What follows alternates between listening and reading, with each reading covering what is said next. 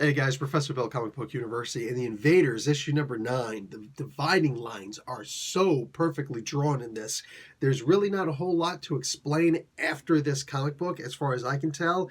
Just a whole bunch of fighting and maybe some new stuff popping up, which, God, how much more crazy can it get?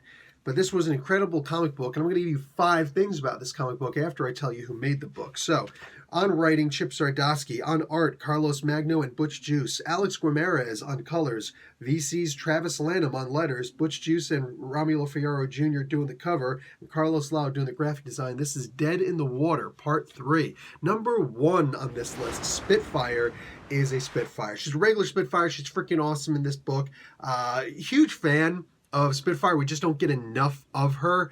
But basically, if you're not familiar with who she is, she's a vampire who runs really freaking fast. Anyway, yeah, we get a flashback of her in the past and in the present, both times standing up to Namor, not putting up with his crap. She's just thinking to herself, Atlantean blood probably tastes real yummy.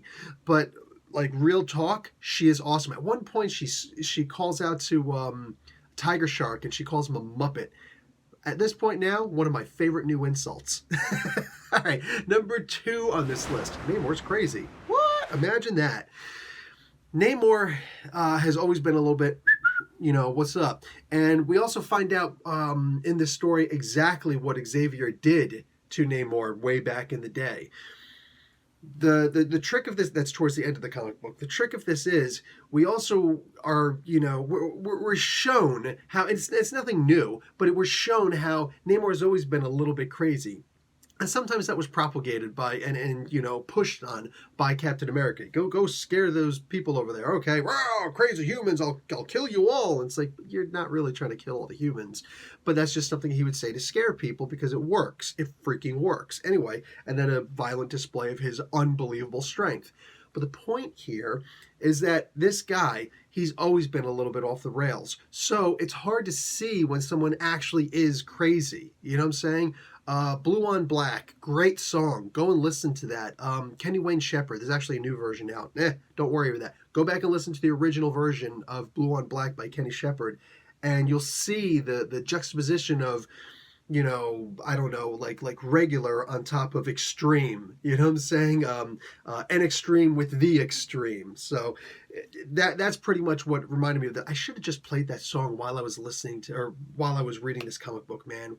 Darn it. I think I'll reread it and play that in the background. Anyway, let's talk about number 3 on this book. Roxxon are basically the perfect capitalists.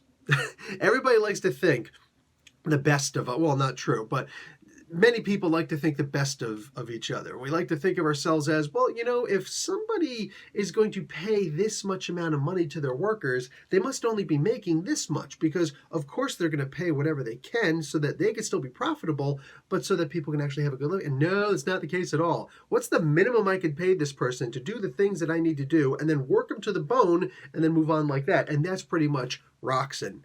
Literally opportunists to the maximum. They had nothing to do with the creation of this switch to turn humans into Atlanteans, basically water breathers. But man, they capitalized that in a heartbeat. Like, hey, you guys, you've all been turned into, that's terrible. That's terrible. Hey, listen, we're going to pay you though if you want to go and do some underwater mining and demolitions and stuff like that for us because you can breathe water and we can save money on air tanks and training. Yeah, it's a shame. It's a shame. It's a shame. Anyway, I love that take in this comic book. Number 3, McCann.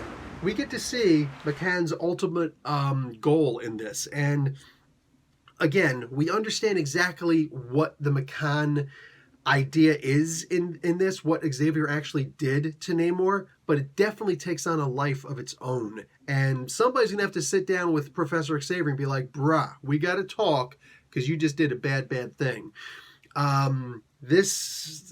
What happens with Namor, no spoilers, but dude, what happens with Namor in this is next level. Wow.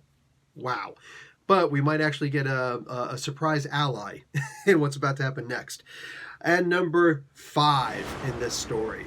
Dude, this is basically a point of no return. I think I see where Mr. Zdarsky is going to go with the story from here, how some of the characters are going to get back to where they were, but for right now, It looks like two of the characters in here have just taken the chance at going at a point of no return. We know, of course, everything's going to be reset to normal, but looking at how crazy this book is, looking at how wild the stories in here are, how, dude, nothing's ever going to feel the same. It feels like there's a chance that these guys are screwed, and we've got practically whole new characters out of these characters at this point. They undergo a change, which is right now considered to be irreversible. We'll see. But I really like the way the story is going, even if I can already, in my own way, predict what is probably going to happen next. Still, I'm not reading the book, or I'm not writing the book, I'm just reading it, and I'm more than happy to be doing that. Don't forget about how awesome the art is in this book, guys. This is really good book. I love the new costume designs for Jim and Toro over here. Like, really good book, all in all, from beginning to end. If you haven't been reading this, it's trade paperback time, my peeps. It definitely is. Professor Bill, Comic Book University. Class dismissed.